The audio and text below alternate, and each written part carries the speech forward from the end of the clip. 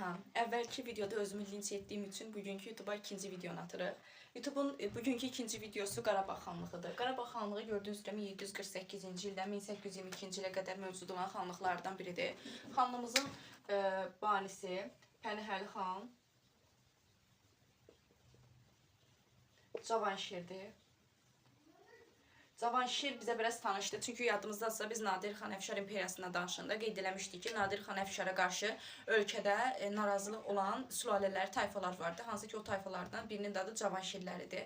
Cavanşirlər Nadir şahın hakimiyyəti illərində Azərbaycandan sürgün edilmişdilər. Bilirik ki, Cavanşirlərlə əlavə başqa bizim tayfalarımız da Xorasana və Əfqanistana sürgün edilmişdi. Nadir şahın ölümündən sonra bu tayfalar Azərbaycana geri qayıtmışdı və keçmiş Qarabağ bəylərbəyliyin ərazisində hal-hazırdakı Kürlə Arazın arasında olan məsafədə bizim Qarabağ xanlığımız yaranmışdı.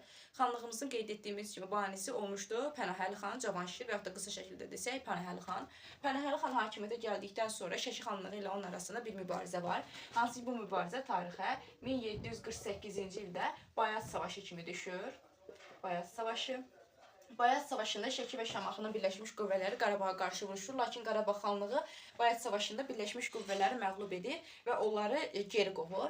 Pənahəli xan bundan sonra artıq başlayacaq özü də öz xanlığının daxilində müəyyən işlər həyata keçirməyə. Hansı ki, bu işlərdə biz nələr deyə bilərik? Ölkədə qalalar tikdirəcək. O Pənahabad, Şahbulaq və Bayat olmaqla 3 dənə qala tikdirir. Şuşa qalası bu Qarabağın ilk siyasi mərkəzidir. Lakin orada tez-tez hücumlara məruz qaldığına görə digər qalalar da tikilir və siyasi mərkəzlər bura köçürülür.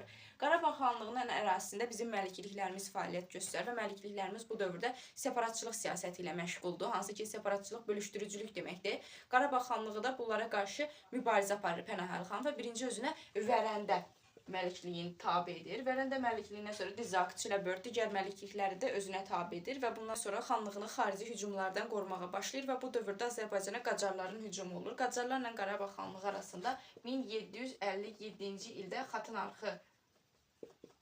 arxı adlanan yerdə döyüş baş verir. Xatın arxı döyüşündə Qarabağ xanlığı qalib gəlir. Qarabağ xanlığı qalib gəlir.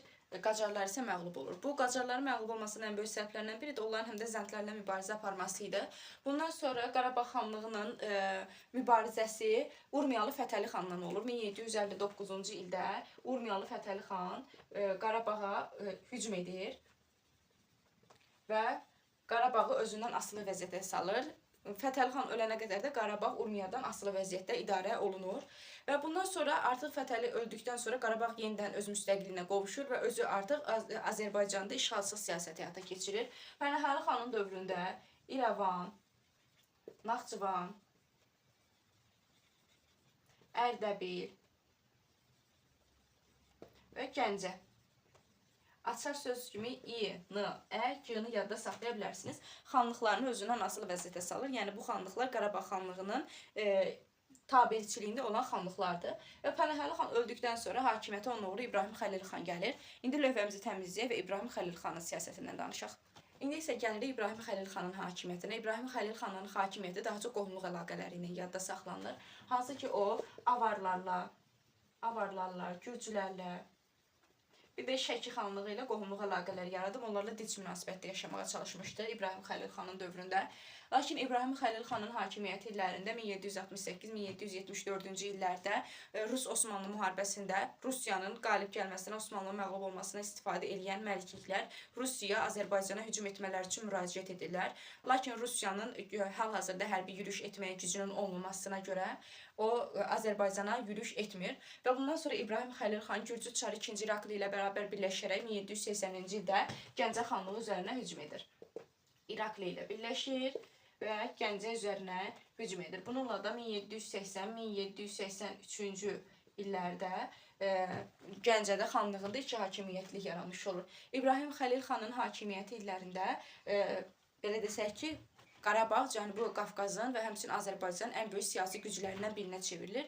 1805-ci ildə Kürəkçay müqaviləsi imzalanır.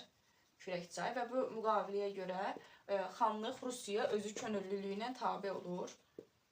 və müqavilənin şərtlərinə görə xanlıq Rus xəzinəsinə 8000 şevron ödəniş ödəməli, onlara sadiq qalmağına and içməli idi. Bunun qarşılığında da Rusiya onları, belə desək ki, daxili və xarici müstəqiliyinə toxunmamalı idi və onları xarici hücumdan qorumalı idi.